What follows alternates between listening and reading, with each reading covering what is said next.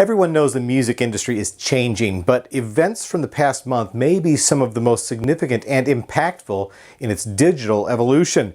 Today, I'll be looking at Blackmail, Blasphemy, and Burying the Blaze, the future of the history of music, coming up next on Track by Track.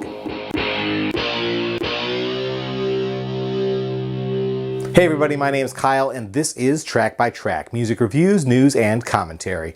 Thanks for tuning in today, and if this is your first time here, please take a second to click subscribe so that you won't miss future reviews and more. With the rise of digital technology, almost every industry has undergone or is in the midst of some kind of transformation. The music industry is obviously no exception. The revolution truly began 20 years ago when Napster made it possible for online music fans to find and share digital copies of almost any album for free. It was illegal, of course, and ultimately got shut down, but the impact it made was massive. Not long after, Apple introduced the iPod and the iTunes Music Store, putting millions of songs legally within reach and establishing the de facto value of a song at 99 cents. As MP3 sales began to rise and CD sales began to fall, the speculation began about whether or not the end was near for physical media. But again, the iPod was just one more battle in the digital revolution. The biggest digital victories were yet to come. First was the iPhone and all of the smartphones that followed. These devices made it essential to carry all of your music with you at all times. Of course, storage space was limited in the early years. You had to pick and choose which albums to load onto your phone, and the process of transferring the music could be cumbersome. All that changed with the next digital victory, perhaps the most decisive one in the war, when Spotify emerged as the first mainstream music streaming service. Everything changed. Sure, we'd seen things like Pandora that helped us stream music to our devices while we were on the go, but that followed more of the passive listening model of traditional radio. With Spotify, listeners finally had the freedom of choice that they'd only dreamed could be possible. Millions of songs instantly and legally available to them, unlimited, and all for less than the price of a single CD each month. Of course, Spotify was followed by other major subscription streaming services like Apple Music, as well as offerings from major players like Amazon and Google, and premium startups like Tidal.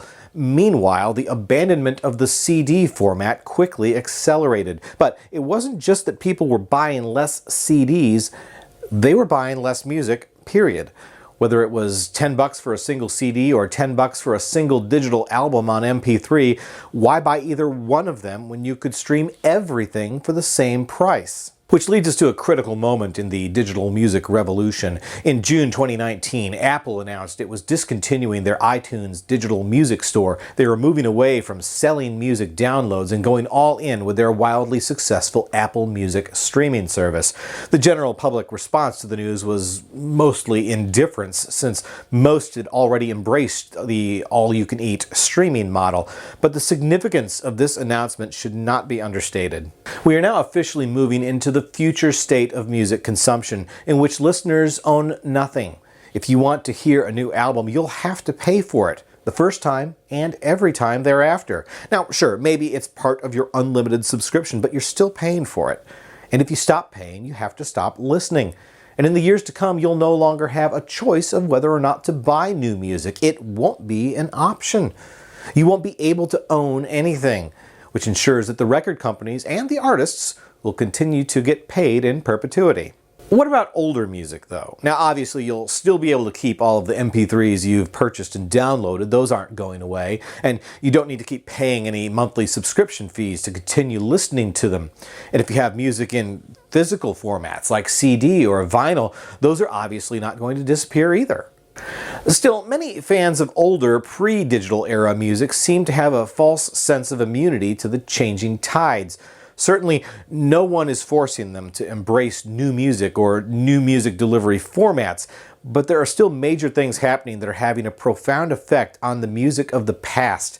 And although the industry seems primarily focused on the music of the future of the history of music is also at risk. You see, the iTunes announcement was just one of several major events in June 2019 that are either significant indicators of how older music will be handled moving forward, or dire signs of how it has been mishandled to the point where the damage is in fact irreparable.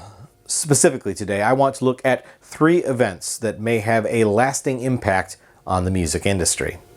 All right, first off, let's talk about the posthumous release of the album Originals by Prince. Throughout the music legend's entire career, fans were fascinated by the idea of what treasures could be hidden away in the icon's mythical vault. When he died unexpectedly in 2016, speculation began almost immediately about what could become of the countless hours of unreleased music he'd left behind. But if you think about it, it would be fair to say that Prince probably didn't want that music to be released in the first place. After all, it was literally locked in a vault. They had to break into the thing after he died. And while there are certainly ethical questions about what should be done with such music, it was never really any question about what would be done with it. The small chorus of voices crying blasphemy at the idea of grave robbers invading Prince's vault were destined to be ignored.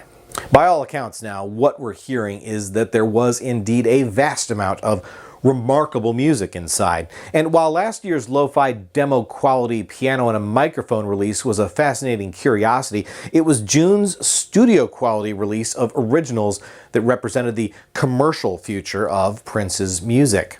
Of course, posthumous releases are far from a new idea. Record companies have been mining deceased artists' archives for viable, sellable product for decades. But what we are about to experience with Prince is likely to be groundbreaking. The truth of the matter is there is probably more unreleased Prince music than his estate can possibly release on CD or vinyl. And I say possibly for a couple of reasons. One is that the compact disc format is very likely to die well before the contents of Prince's vault are exhausted. And 2 is that the limitations of physical formats makes them impractical for archival releases. Sure, in the past we've seen countless multi-disc sets from all variety of artists containing unreleased material, but in almost every case the material is abridged and highly curated. Record companies will rarely be willing to put out something like a 10-disc set of complete recordings when a truncated 4-disc version would be cheaper and ultimately sell more copies. Acts like Bob Dylan and Miles Davis, with their voracious following of fans/collectors, may be the exception. To be fair, there's something to be said for curation, for having a producer or a historian put things together in a package that may be less comprehensive but more rich in context. Not every fan wants every note ever recorded. In the case of an artist like Prince, that could be overwhelming.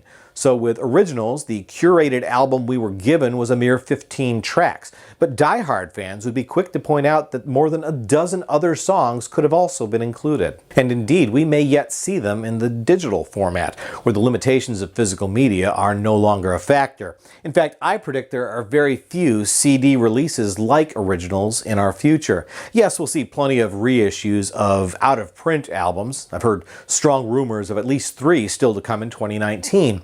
But when it comes to unreleased vault material, I firmly believe the future is digital. As great as I thought the Originals album was, I think it was ultimately a sort of last-ditch effort to capitalize on the dwindling segment of Prince's fan base that still buys music on CD. Which begs the question, what about vinyl? Well, look, I know there are a lot of vinyl fans out there. There's a lot of people who have ditched CD and have become vinyl aficionados. But let's be honest about 2 things. Number 1, the music industry cannot possibly survive on the sales of vinyl alone. Vinyl represents only about 4% of all music sales, compared to about 20% for CD. But digital currently accounts for nearly 75% of music revenue. So it's no wonder the industry continues to push further in that direction. Which leads us to my second point. Number 2, vinyl is not a mainstream product. It is a niche premium product. Yes, vinyl sales are growing, but they will not come anywhere close to filling the void of CDs. People simply don't buy vinyl the way they bought CD. For one thing, it's too expensive. When you buy an album on vinyl now, it's almost an event. It's almost like a special occasion. And there's nothing wrong with that. But however long the vinyl resurgence lasts, and it will certainly outlive CD at this point, it will never be more than a fraction of what digital has already become. Moving on, let's look at the second big digital event in June 2019 that has huge implications for the future of music, and in particular for archival material. Early in the month, Radiohead announced that someone had allegedly stolen a batch of mini-discs containing the band's demo recordings from the mid to late 1990s when they were working on the album OK Computer. Rather than caving into blackmail and paying the ransom the thieves were demanding, the band decided to release the recordings themselves. As a result, a whopping 18 hours of Radiohead demos were officially made available for purchase for download and streaming via the group's Bandcamp page. Okay, let's think about that in the context of some of the points I've discussed already. For example, curation. There is none. Not only are you getting absolutely everything from the Minidisc archive, raw and unedited, you're also getting it without any kind of track listing or breakdown. All right, now how about physical media release? No way. Can you imagine how expensive an 18 CD or vinyl set would have to cost? And even then, there's a question of how much of what is in those recordings would even justify the value. The band themselves even joked about it in their announcement, questioning if it was even worth paying a ransom for the material in the first place. But priced at around $20 US for the complete download, I think most big Radiohead fans would have considered it a bargain. In the days following the release, there was all kinds of coverage in the music blogs, with fans doing their own sort of curation of the collection, picking out what they thought were the best moments from that massive archive. They were eager to take this gift from the band and catalog it themselves. In the absence of any track lists or liner notes, Radiohead's global fan base embraced the opportunity to create it themselves. So really, if you think about it, there's no way an archival release like this can work except digitally. It would have been utterly cumbersome on CD or vinyl, not to mention expensive, and the very nature of the release, in its totally raw state and under the pretense of it having been hacked, it all helped to contribute to both the appeal and the mythology of the thing. And as a gesture of goodwill, the band even donated proceeds from sales of the collection to charity. Now again, this kind of archival dump isn't necessarily anything new. On his last two bootleg series releases, Bob Dylan offered fans a chance to buy multi-CD sets of his complete studio sessions for some of his most iconic albums. As you'd expect, they were not cheap. And with one set containing no less than 20 takes of the song Like a Rolling Stone, they were nothing if not comprehensive. But again, Dylan has built up a huge fan base of, shall we say, older listeners with a bit more disposable income. For those fans, dropping a few $100s for an 18 CD set of studio outtakes might not be so extravagant. But to be fair, Dylan does have another motivation for releasing such large chunks of his archive, and that's to keep their copyrights protected. You see, under UK copyright laws, recordings that are more than 50 years old can become public domain if the artist is not commercially releasing them themselves. What that means is that if Dylan hadn't released those 20 versions of Like a Rolling Stone for sale, it would have become legal for the bootleggers to do it themselves. We've seen similar releases from the Beatles and the Beach Boys as well, but in both of those cases, the releases were digital only. And I fully expect that as more and more legacy acts see their archival music at risk of losing copyright protection, we'll see even more of those kinds of releases, digitally. Or maybe we won't, because maybe they can't. And the reason has to do with the third major event of June 2019, an event some are calling the greatest tragedy in the history of music. I'm referring, of course, to the bombshell story in the New York Times on June 11th entitled The Day the Music Burned. In that feature, New York Times reporter Jody Rosen takes a deep dive into the story behind a massive fire on the Universal Studios lot back in 2008. The fact that there had been a large fire had been no secret, but the extent of what had actually been lost was infinitely greater than what Universal had been willing to reveal. As you've certainly heard by now, it turns out that the fire back in 2008 resulted in the destruction of hundreds of thousands of master recordings by an endless list of some of the greatest music artists of all time. Now, I'm not going to list those artists here. Suffice it to say, it's a virtual who's who of music of every genre, from rock to R&B to jazz, blues, and more. But to give you a contemporary analogy of the scope of this loss, let's think about it this way. If in the movie Avengers Infinity War, Thanos had snapped his fingers and wiped out the master recordings of half the artists in the history of recorded music, that's kind of what this is like. To be clear, this doesn't mean that the music itself is gone. Whatever versions of albums have been created from those master recordings will obviously live on. But keep in mind, ultimately, every album released, whether on digital, CD, vinyl, they're all a copy of what? Hopefully a copy directly from the master recording. But in many cases, it's a copy of a copy, or even a copy of a copy of a copy. Moving forward, that's all we'll have. With the master recordings gone, so many classic recordings will reach future ears as a copy of a copy. The source of musical history is gone. Remastering from the original tapes is no longer an option. If there was unreleased material or alternate takes that might have been compelling for a special edition or anniversary release of an album, it's now lost forever. If producers want to include some classic music in a movie, TV show, commercial, video game, or some brand new multimedia experience, they won't have access to the individual parts, the instrumentation, the vocals. They'll have to do the best they can with a copy. And you know, sometimes we're lucky. Some of the most popular music lost in the fire may have been remastered to a high level of quality prior to 2008. Maybe the copies that we're left with now are as good as we could hope for.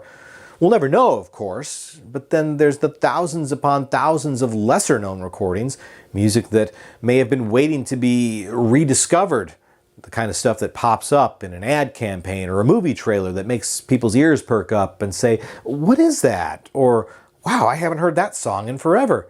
Can I get the album?" I don't know. Maybe not anymore. If you think about it, that kind of thing has played a huge role in music discovery for decades. In fact, the creation of the Shazam app that helps us all win the game of "What is this song?" actually predates the smartphone. But now, once you identify that mysterious melody, what happens next?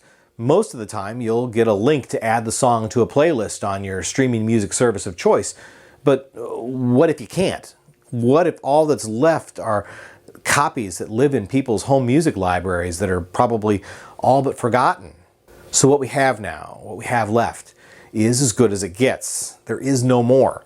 And if anything, it should make you appreciate even more what a treasure it is to have Prince's master recordings safely stored away for so many years. But maybe there's a lesson there too. You see, in his lifetime, Prince rarely showed an interest in revisiting the past. As an artist, he was constantly moving forward. He wasn't one to spend time dwelling on what came before. Rather, he had his eye on what comes next, on what the new sounds of the future would hold. It was that kind of drive that made him so prolific as a songwriter and a recording artist. And to that end, perhaps all the unreleased material that he had stored away in his vault had more to do with some kind of hoarding tendencies rather than sincere intent to revisit that music at any point in the future. So what would Prince have done? What would he have felt if his own masters had been destroyed? You know, I have a feeling he would have actually been rather dismissive about it. I think he would have found it to have been unfortunate, to be sure, but I think his ultimate position on the matter would have been that he was much more interested in the future than in the past. But you may ask, what about those days back in the 90s when Prince was fighting for the rights to his masters, back when he wrote the word slave on his face and changed his name to an unpronounceable symbol? In a 1996 Rolling Stone interview, Prince is famously quoted as saying, "If you don't own your masters own you." Those are powerful words, but it's important to understand a critical point about what he's actually saying. When Prince talks about owning his masters, he's not really talking about physical possession. He's talking about owning the rights to his own music, about having control over what is produced and released from those master recordings, and ultimately being able to fairly profit from any sales of that music. So as the music world moves forward in the aftermath of the discovery of what was lost in the universal fire, while countless physical master recordings may be gone, the music itself lives on, as do the master rights to that music. This is the battle that Taylor Swift is fighting in the news right now. She's not furious because some unscrupulous music executive took possession of her master tapes. She's upset because he snatched up the master rights to the music itself. Even if she had the physical tapes or the digital equivalent, she couldn't legally do anything with them. Why? Because Taylor Swift doesn't own her masters. That's an age-old music conflict, of course, and as record labels continue to evolve and shift to accommodate digital and streaming as the new dominant formats, we'll probably see artists owning their masters with increasing frequency. I do believe that's the future of the music industry, with labels primarily taking on the role of distribution and promotion, leaving artists to produce and ultimately own their new music. And it is that loss of control the industry is experiencing with music's future that will make them cling even more tightly to its history. To the record labels, the only thing more valuable than the masters that they lost in the fire is the contracts that secured their ownership. So when it comes to the future of the history of music, I think the good news is that everything you love, all the legendary bands, all the classic albums, all the timeless songs, it will all still be there for you. And it will be there for future generations of listeners to discover. But it won't be the same experience anymore. Not for most of you anyway. Not for anyone that grew up on physical media, listening to music on vinyl, cassette, and CD. Most of today's teenage music fans will probably never, quote-unquote, own any music at all. You may find that tragic, but your opinion is probably also influenced by a sense of nostalgia and sentimentality. As much as I love this wall of music behind me, I can't deny how much I enjoy having access to infinitely more than this on a device that fits in my pocket. I'm not anxious about physical media going away, but I accept that it's an inevitable eventuality, and hopefully recent events will impress upon artists and record labels alike how important it is now to digitally preserve the physical master recordings that still survive. And while the losses from the Universal fire may be massive in terms of volume, there's also been countless cases over the years where master recordings were retrieved only to find that the fragile tapes had deteriorated with time. We can only hope that any tapes that remain are actually still usable at this point. And while I certainly don't endorse the theft that served as Radiohead's motivation for releasing the OK Computer archives, nor do I celebrate the death of an artist like Prince being the catalyst for releasing material from his vault, I do believe that the digital realm offers the best opportunity to preserve their musical history for future generations. So in closing, I know, finally, right? Well, what I want you to consider is the vastness of the history of music. Consider your favorite acts in the history of rock and roll. Think about how many albums there have been from the Rolling Stones. Bob Dylan has over 50 albums and counting. If you take the combined musical output of the Beatles and all four members' solo material, it's a lot of music. Now, on top of that, add in all the new classics, all the music that has made a huge impact from the 80s and 90s and beyond. We've mentioned Prince and Radiohead, plus there's Michael Jackson, Bruce Springsteen, Madonna, Depeche Mode, The Cure, one of my favorites, 9 Inch Nails. All of that is part of the ever-expanding history of music. Now consider, where do future generations of listeners even begin? Can you imagine if their only gateway to some of the greatest music in history was to have to buy it all, one disc at a time? Well, of course you can imagine it. If you're part of my generation, that's how you did it. But that was a whole lot easier when the rock and roll era only had 2 or 3 decades of musical history to catch up on. If rock and roll started in the 1950s, today you're looking at almost 70 years of music. And you know what else is part of music's history? Vinyl. So are 8-tracks and cassettes, compact discs, mini discs, and DAT, Napster, iTunes, Pandora, Spotify. It's all part of a story that's still being written. A story that has high points and low points, lessons to be learned, and milestones to be memorialized. And if you're a longtime music fan, I think you should feel great to see the story of the music that you love still being told. Not only still being told, but sometimes there are even new chapters being written. And I, for one, find that to be exciting. But if you're new here, if you're just starting to discover music, if you're still just on the first chapters, let me tell you, there's an incredible story ahead. And the best news of all, there's no end in sight. Once again, my name is Kyle, and this has been Track by Track. If you like this video, please be sure to give it a thumbs up, plus check out some of these other videos below that I think you might also enjoy. And of course, be sure to subscribe, because true music fans always want new releases the day they come out. Thanks for watching, and I'll see you next time.